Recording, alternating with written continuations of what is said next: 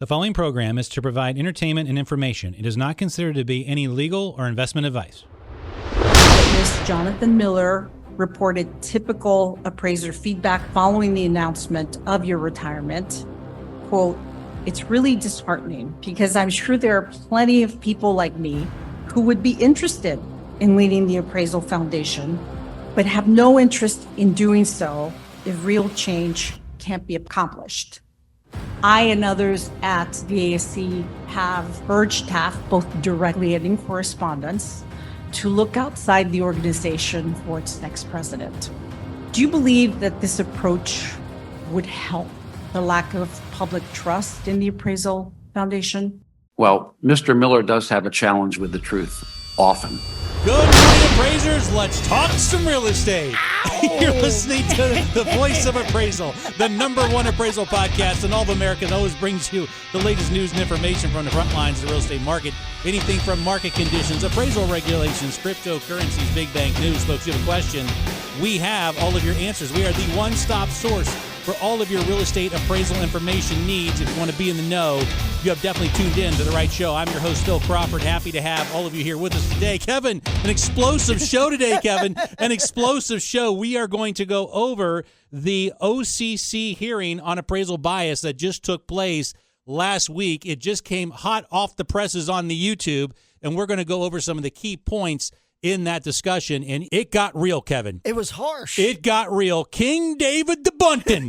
King David the Bunton got taken to the woodshed by Rohit Chopra. All right, Rohit Chopra. You know, it's amazing. King David the Bunton. Dave Bunton has had a presence at the Appraisal Foundation for literally 30 years.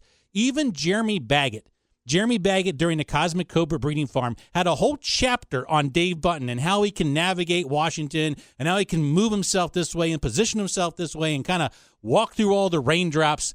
He was able to do that for over 30 years until he ran into Rohit Chopra. Once you run into Rohit Chopra, like a semi hitting a brick wall, and we're going to see that today. We're going to see that. Bunton's up there getting grilled by literally everybody on this panel. And of course, he disses Jonathan Miller. I mean, calls him a liar in front of everybody on this panel. Also, Morin Sweeney was on the panel. She did a phenomenal job talking about the appraisal profession, the viewpoint from working appraisers in the field today. And we're going to have her opening remarks. I warn you, you're going to have an appraisal-gasm after Morin is done. It's going to be exciting. It's going to be a really fun show. This hearing was 3 hours. We're going to break it down in about 20 minutes, get to some of the key points that were discussed. But at the end of the day, I want you to listen to all my points and then understand that this is the way that this profession is going to modernize. All the sound bites that we put up, this is the modernization of the appraisal profession. Okay. And a lot of people got mad at me last week, like, well, what's wrong with $25 an hour? What's wrong? There's nothing wrong with going out and working for $25 an hour. You just have to manage expectations of the new people coming into the business if they want to work in the secondary market appraisal business. I got the feeling from that, and apparently I'm wrong, but right. my feeling from it was $25 an hour is a drastic undercut for what they should be getting. That's exactly right. For all the work that you have to do to become an appraiser, again, it's about managing expectations, about the liability, the education, all these things. $25 an hour isn't going to cut. It's just going to be an evaluation analyst is what it is. So moving forward, the profession will split off in two different directions, very similar to the accounting profession where you have the big accounting firms, which you go to work for, and you have just the small accounting offices. So you're going to have small appraisal offices like myself, market experts, and then you're going to have the big corporate appraisal, platforms out there that are operating in the secondary market. And as long as the corporate appraisal propaganda doesn't become our voice, then I have no problem with this. But as soon as the corporate appraisal propaganda, the AMCs, the old-fashioned sausage parties, if they try to get into my space and be my voice out there in the marketplace, I've got a big problem with that. Case in point, on the most recent Appraisal Buzz podcast, which just recently came out. Sucks. Stop. You have to stop it.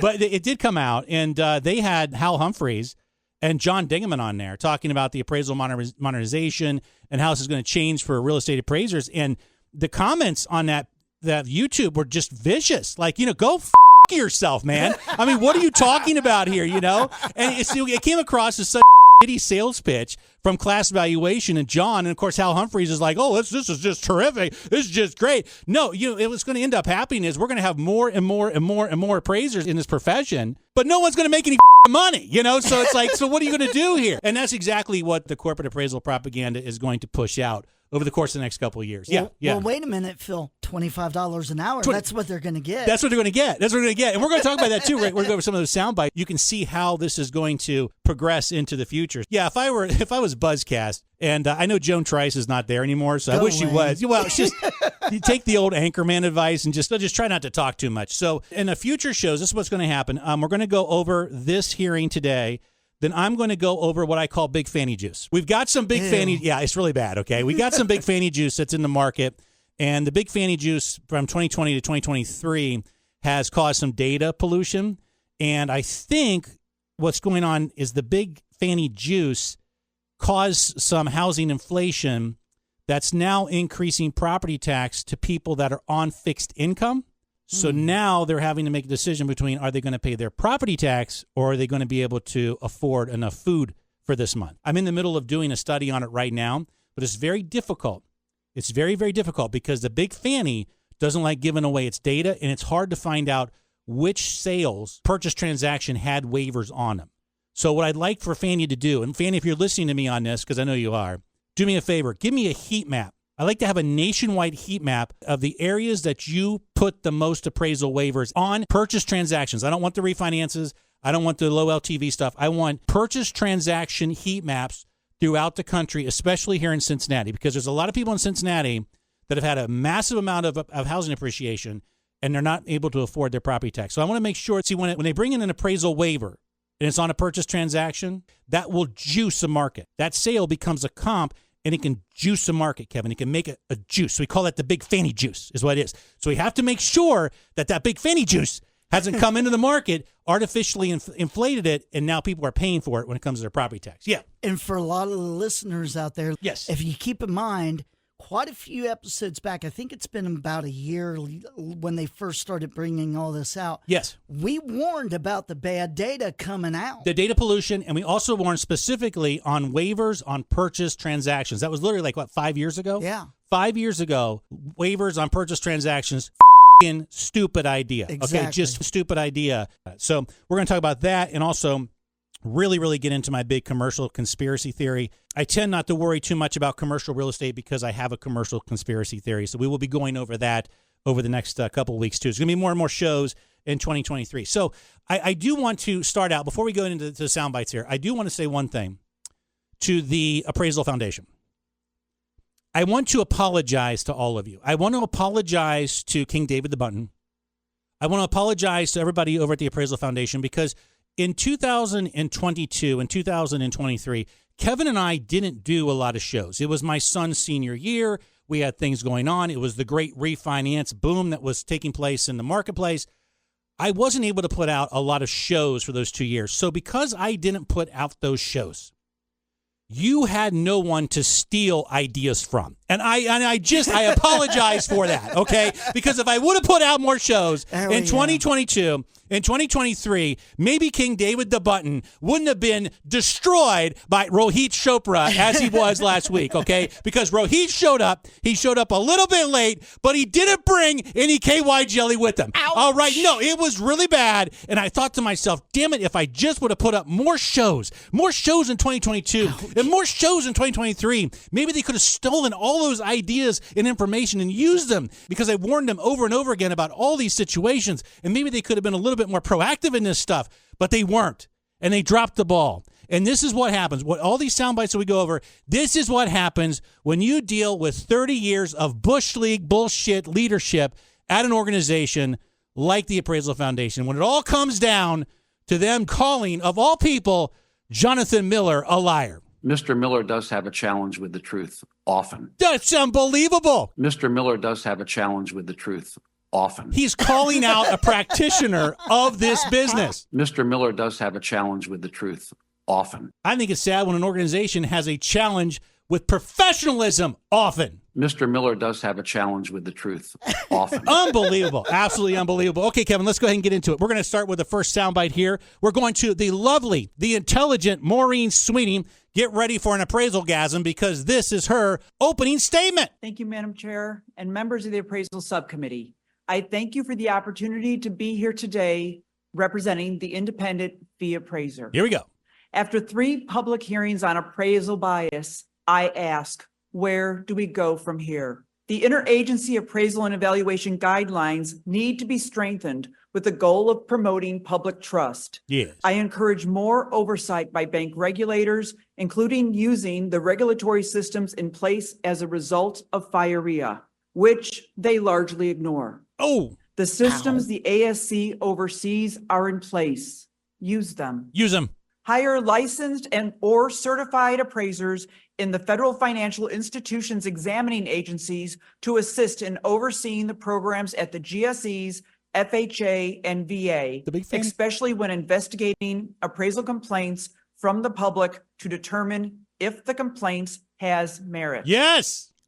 Some blamed the appraisal profession for the housing crash of 2008, yet no data was collected to determine the percentage of foreclosed mortgage loans as well as loan buybacks that were generated by traditional appraisals developed by licensed and certified appraisers versus the percentage of loans generated by automated valuation models. Today, this data is still not collected or distributed. Of course it's not. Why not? Why not?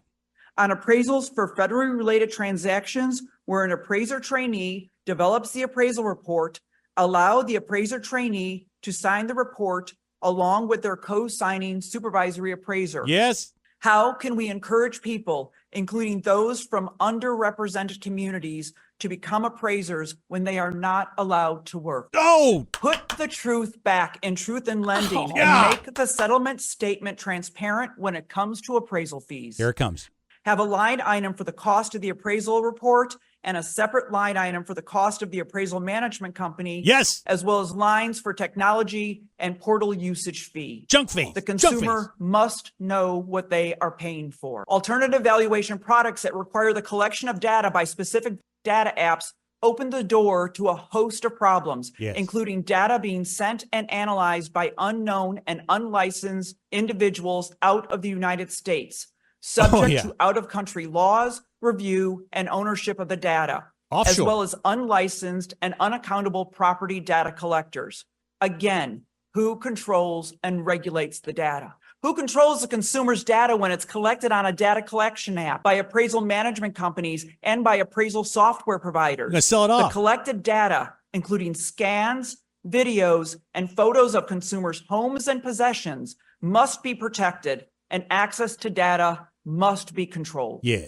The property data collection process by unlicensed and unregulated people hamper the appraiser trainees' development and hurts the next generation of licensed and certified appraisers. Yes.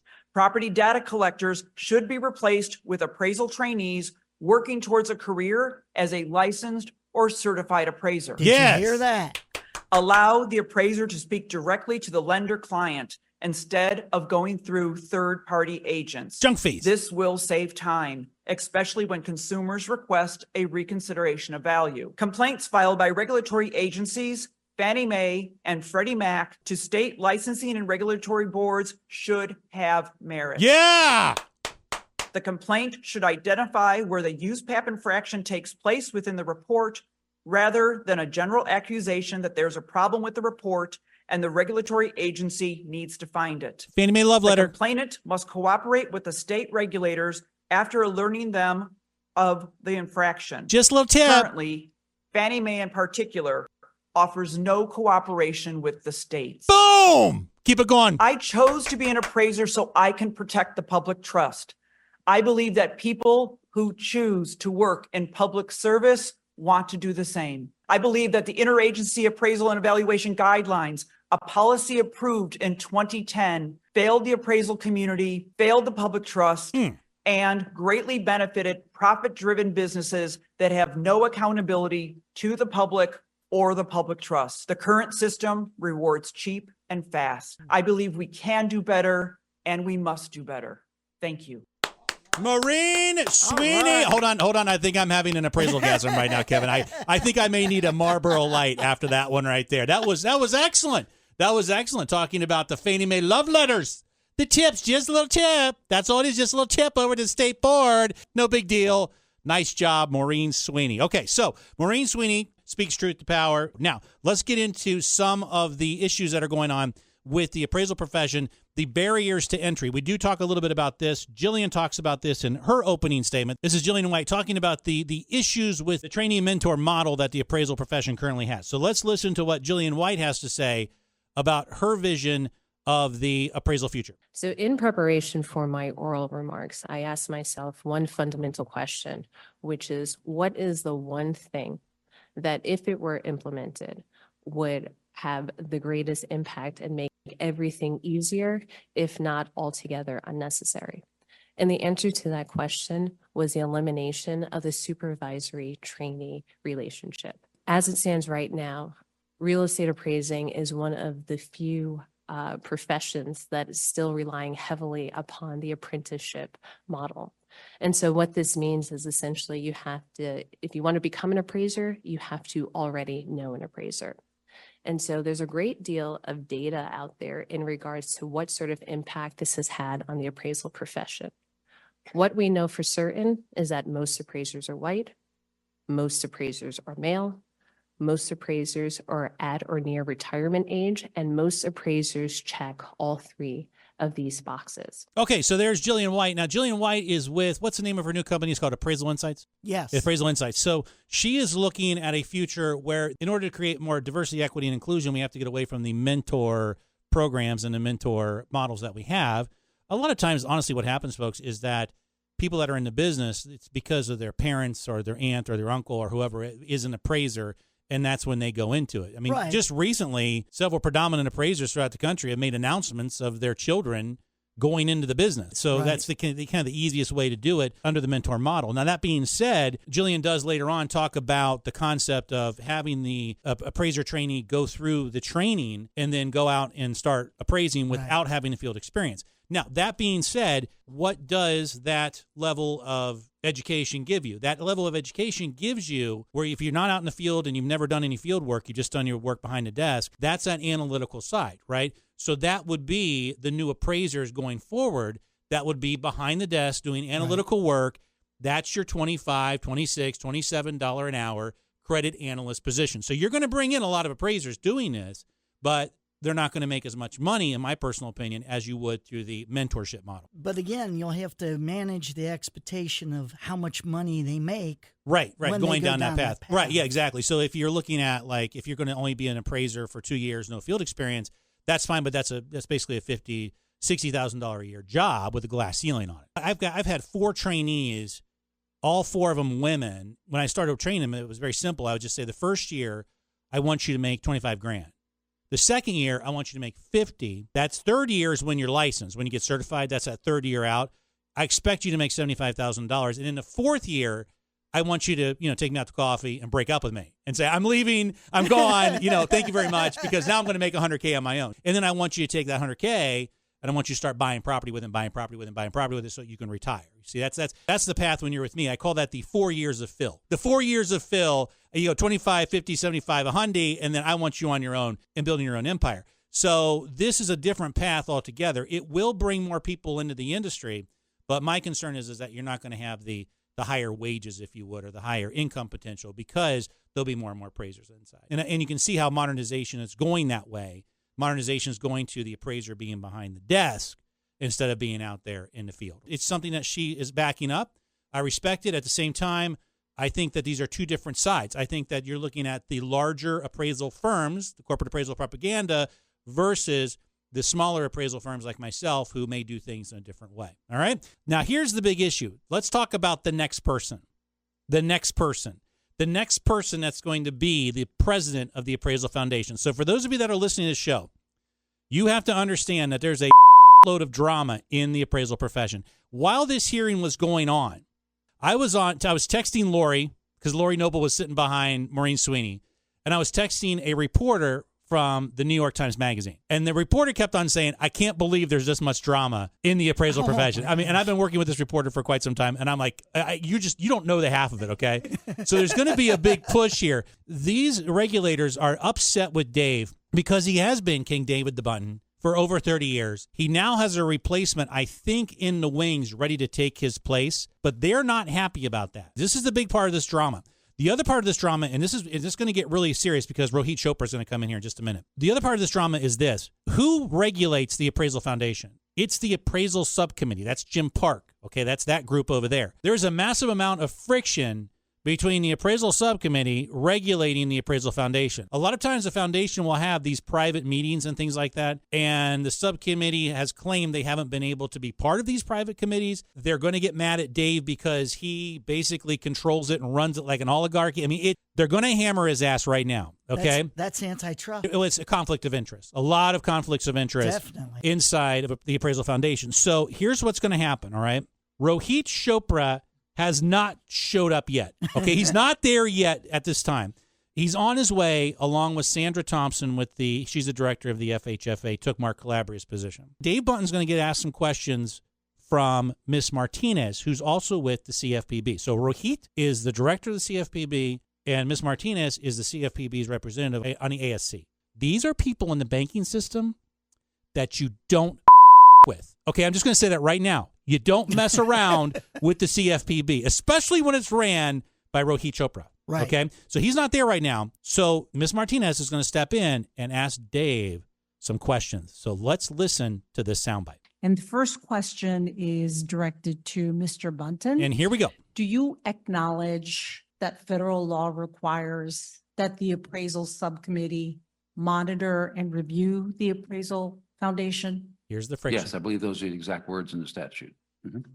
At our May 19th hearing, Director Chopra asked Michelle Chikalski, Bradley, and Brad Sweeney if they would invite, notify, and allow ASC staff to observe all TAF meetings, including non-public meetings. Both said that that was a governance issue for the Board of Trustees. Mm-hmm. Mr. Bunton, Mhm.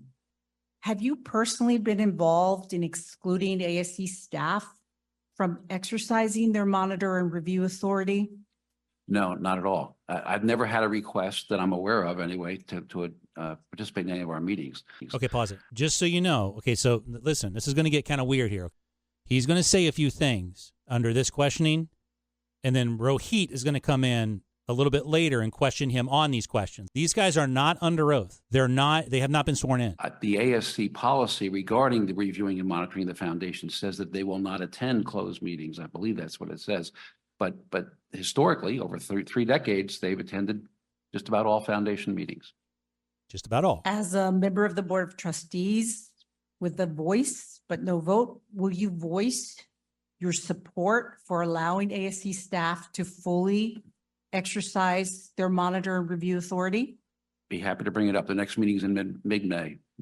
So you're saying that if the ASC changes its policy, you would support that the TAF board invite ASC staff and include them in closed meetings? We would just be reverting back to previous practice, yes. Will you commit to going back and meeting with your board and ensuring that this takes place? I will raise it with them. It's not my decision. I don't have a not vote gonna on the stop. Board of Trustees, but I will share with them the conversation that you and I are having today. So you're committing to voice, if not vote for that? That is correct. So that's it. So that's the friction there. You see what I'm saying? So she's hammering him because she wants to make sure, and all those regulators want to make sure, that the ASC has full access to the Appraisal Foundation. Something not closed the door. It's not closed door, and there's no shenanigans, and there's no conflicts of interest. They want to have that foundation be as transparent as it possibly can be. And it's amazing because that lack of transparency comes out in Jonathan Miller's writings.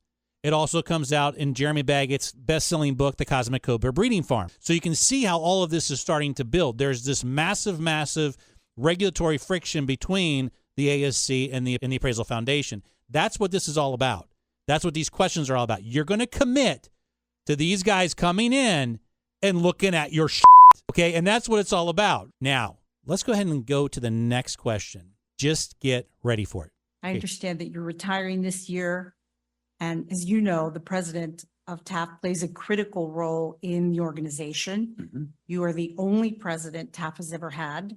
It is not a secret. And most of us have read that many appraisers believe TAF has long been run in an autocratic fashion and that real change is necessary. Prior hearing witness Jonathan Miller reported typical appraiser feedback following the announcement of your retirement. Quote, "It's really disheartening because I'm sure there are plenty of people like me who would be interested in leading the Appraisal Foundation, but have no interest in doing so if real change can't be accomplished. I and others at the ASC have urged TAF, both directly and in correspondence, to look outside the organization for its next president.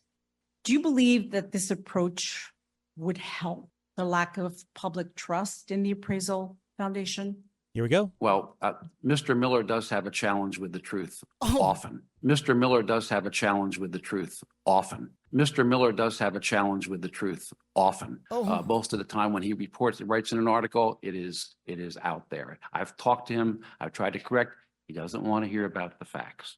As far as an autocratic style, we have a board, we have a committee that picks people to serve on the qualifications board and the standards board.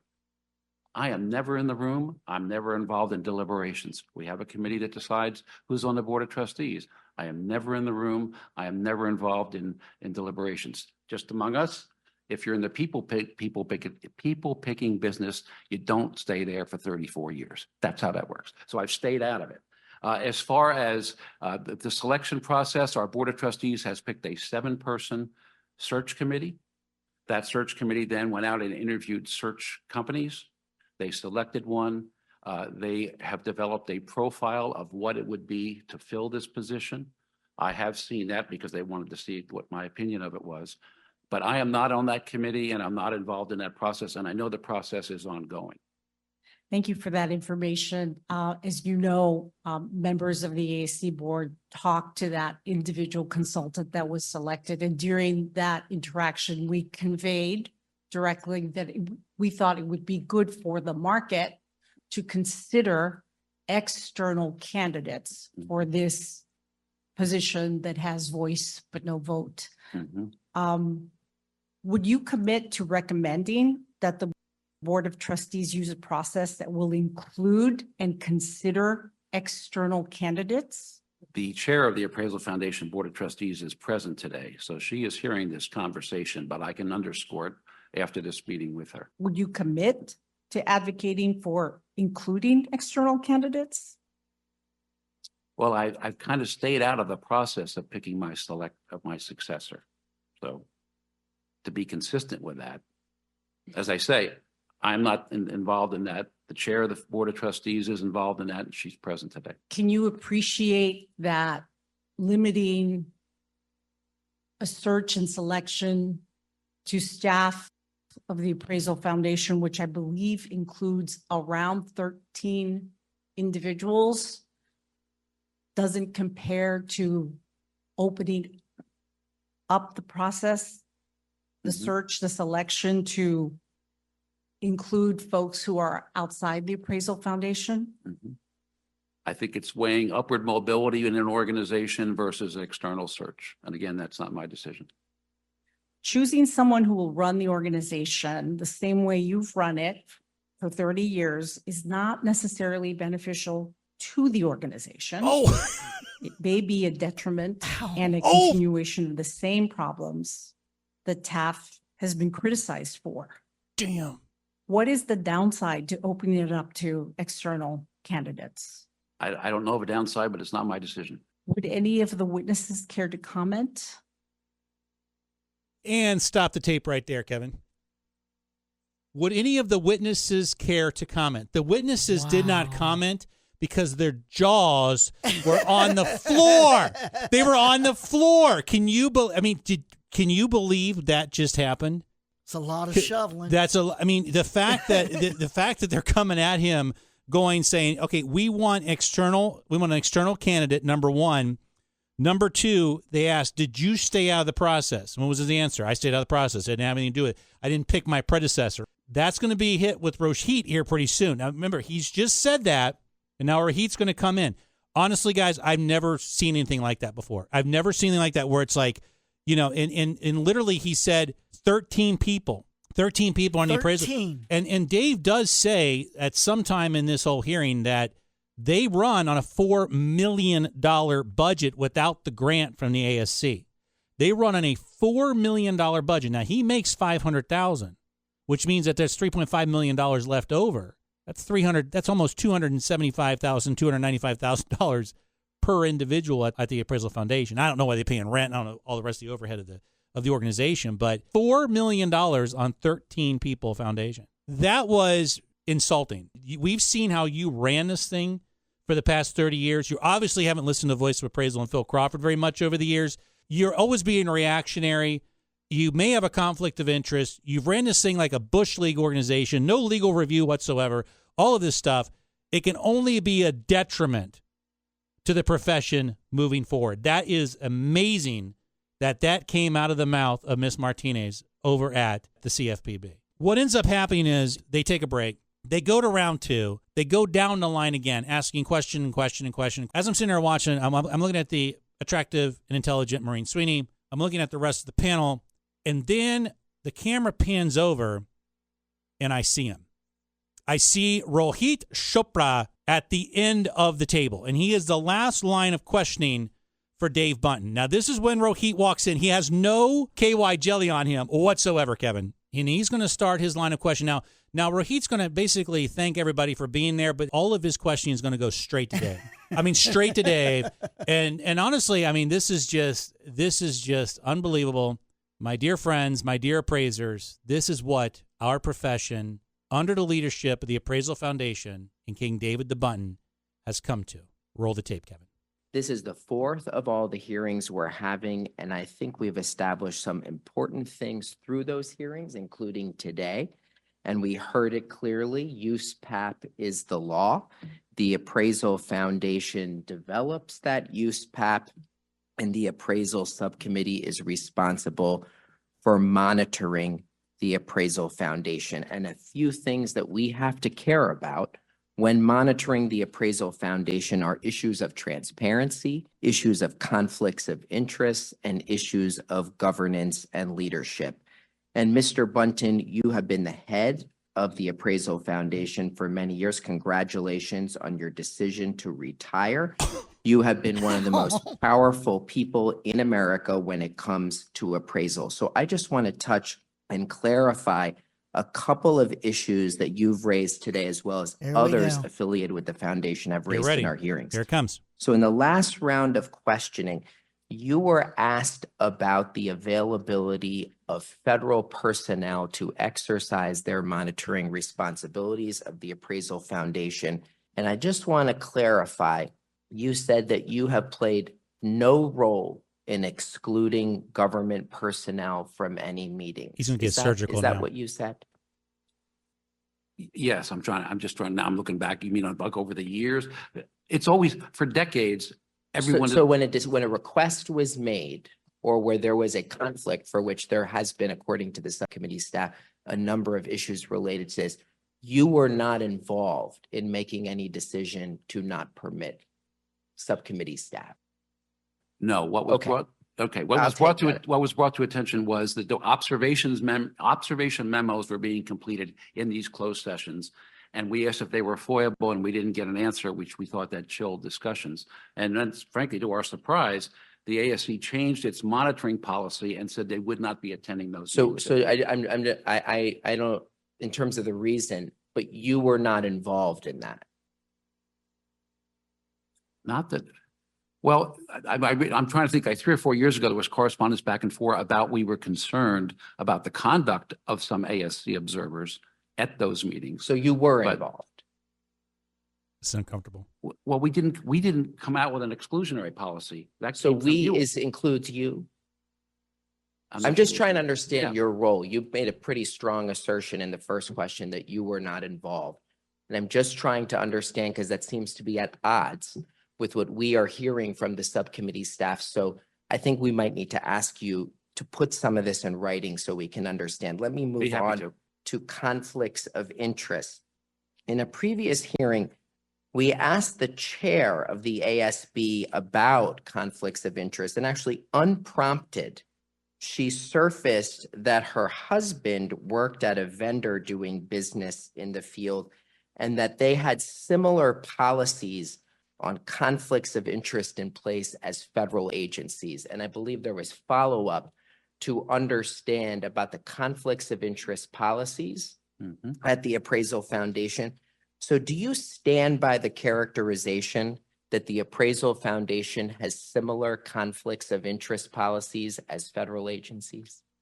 I believe, I'm not entirely sure of all the conflict of interest policies of the federal government, but we've had a conflict of interest policy for years. Every So again, year. so you're not sure about the conflicts of interest policies of federal agencies. So I'm taking that to mean you cannot stand by the characterization that it is the same or similar. So what he's talking about here, just so everybody knows and understands this, Rohit Chopra, Michelle Bradley was on that first hearing when Jonathan Miller was on the first hearing as well. Right. Okay.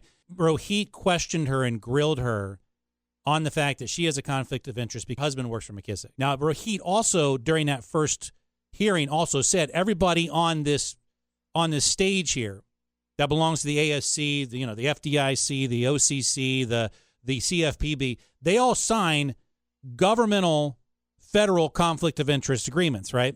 So what he's questioning Dave on right now is your conflict of interest policy match the policies of federal regulations and federal agencies? Dave is saying yes. Rohit is saying no. And the reason why he's bringing up Michelle Bradley is because she really got aggressive with him and brought up her husband even without Rohit asking a question about him. This guy is surgical. He is surgical. You don't mess with him. I have been cross-examined by some of the best attorneys in Cincinnati. I don't want to go up against this guy.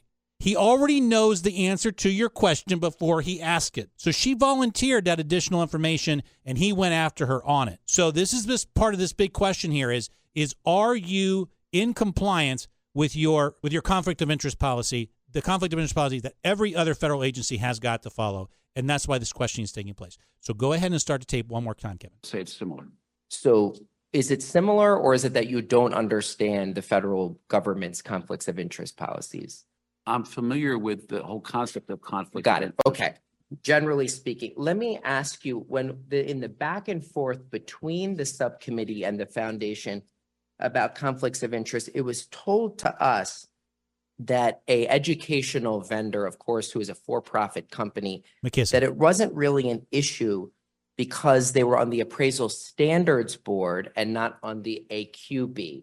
So our understanding, do you have a sense of, is there anyone on the AQB that may stand to profit from the decisions from the AQB? There is a member that was recently appointed to the AQB last fall that works for one of those private educational vendors.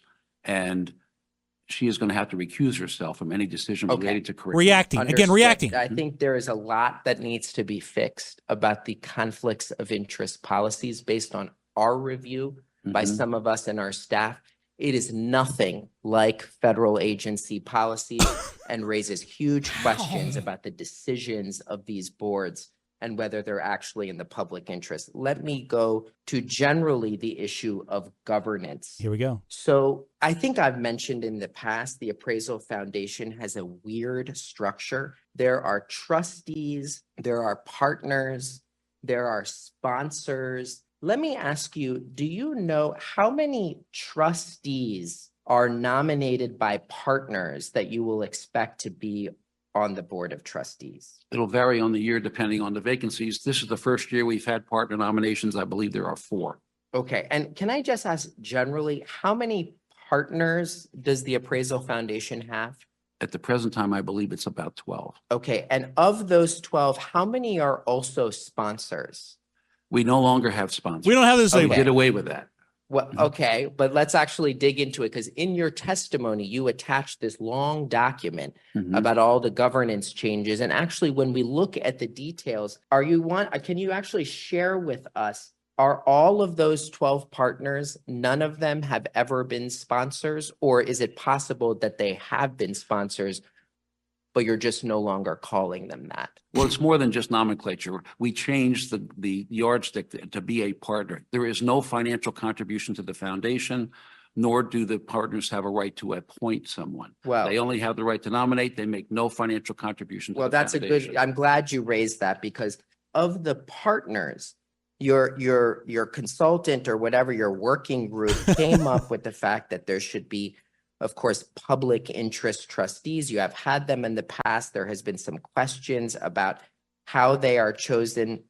So I think what I want to understand is, based on the definition of what you have put in as a public interest trustee, it's any member of the public who has an interest in the Appraisal Foundation. So can a public interest trustee be a member of a partner or a former sponsor? They could be. They could be. But they wouldn't be appointed by, it would be an individual effort on their part. But it wouldn't have an organization. Right, but they would not be prohibited from it. At the end of the day, regulators look hard at the governance and leadership of these entities. You all have an enormous amount of power about this. Yes. I again want to congratulate you and others for the work you have done. But I think what Vice Chair Brown just raised is really one of the most important questions, which is, we talked about, and Chair Martinez mentioned this too, about your successor. Here we go. And I just want to ask and to clarify again, you essentially said you have played no role in the selection of your successor. Here we go. Can I ask, have you expressed any opinion about specific candidates to any board member, former sponsor, partner, or consultant? Oh, I'm sure I have. I think the committee asked me for any suggestions as to my successor. Okay, so it would not be accurate to say you have played no role then.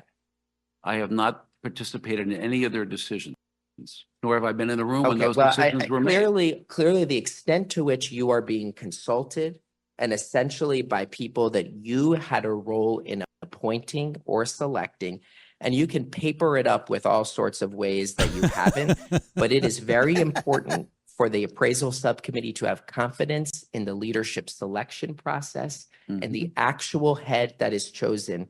So I do want to ask, and you do speak for the board, I know you're not a voting member, but will the board seek ratification from the appraisal subcommittee before making a final appointment for your successor? Well, I don't know. I don't know, because that question's never been posed to me before. I think monitoring review is far different than ratification. Ratification is much more active than monitoring review. Okay, well, I think there has been a long history of sidestepping the monitor and review process. Oh, yeah. And Here I it comes. think we will need to make sure that the regulators feel confident in the selection and appointment of your successor to ensure that the organization takes a different direction. Thank you all very much. In other words, no more Bush League bullshit from the Appraisal Foundation. Exactly. It's as simple and easy as that. They haven't listened to their practitioners. They haven't listened to anybody. They've worked in their own little kingdom up there with King David the Bunton. And basically, the Appraisal Subcommittee is saying, we don't like your leadership. We don't like your leadership for the last 30 years, and you're going to go in a different direction. And if you don't think you're going to go in a different direction, we're going to make sure that you go in a different direction. This also is an embarrassment to the appraisal profession. It's an embarrassment to USPAP, to the almighty USAPAPA. It's an embarrassment to all of those of you out there that are USPAP instructors. I highly recommend all of you go back to Jeremy Baggett's best-selling book, The Cosmic Cobra Breeding Farm, to figure out how all this mess works over at the Appraisal Foundation. This is almost a damage of the brand of appraiser in this country. That is what has happened right now. It's damaging our brand as real estate appraisers. And most importantly, and this is something they talked about a lot, USPAP is the law. And when the law is written by subadequate people, and when the law is dictated by conflict of interest, self-serving individuals, that law ultimately becomes corrupt. And that's what we have with USPAP. We have a document that's open to interpretation in 55 or 57 different ways by 55 or 57 different jurisdictions. And appraisers lose their livelihoods. They lose their ability to perform their profession, all because of state board complaints, as a state board interprets these rules and regulations set down by a foundation such as this. And that needs to be put out there first and foremost. This is my profession. Oh, how I wish that the people that write USPAP take it as seriously as those who have to practice under it. Unbelievable, Kevin. I've never seen anything like it before. I know it's been a long show, but as a practitioner of appraisal, you guys understand this. You understand what's going on in our profession, how it's starting to melt down, how we have basically a crisis in the way that we are regulated, and you're going to see big changes moving forward. Right. Big changes. What we've taken from this show is several things. Number one, the path of appraisers will go in two different directions. One will be the big corporate appraisal propaganda path. That's a valuation analyst path. That's a $25, $27, $28 an hour job with a glass ceiling. The other path is going to be what I do, where you go out, you start your small shop, you work for attorneys, you work for homeowners, you do a lot of consultation work, things like that. That's the other path in the appraisal industry. I don't want to have the voice of corporate appraisal propaganda speaking for my voice over on this side. I will be that voice for you, the common practitioner, if you want me to be. I have no problem doing that. I see the mentorship model going away, and I start to see more and more appraisers to develop inside of their own corporate atmospheres, and then that way they'll have their own PARIA programs inside. It's basically just corporate training is what it is for valuation analytical work.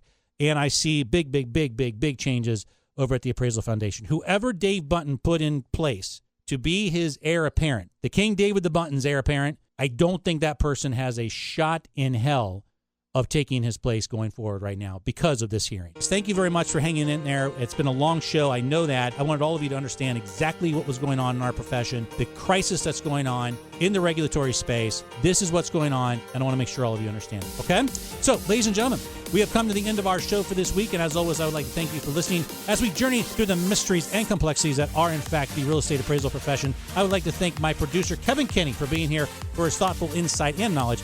God willing, we're going to be back here very soon, continuing to report from the front lines of the real estate market. In the meantime, you kiss your spouse, you hug your children, enjoy your day, be safe in the field. You've been listening to Phil Crawford on Voice of Appraisal. We'll talk very soon. Mr. Miller does have a challenge with the truth often. Oh, Kevin, he just called him out. Nasty.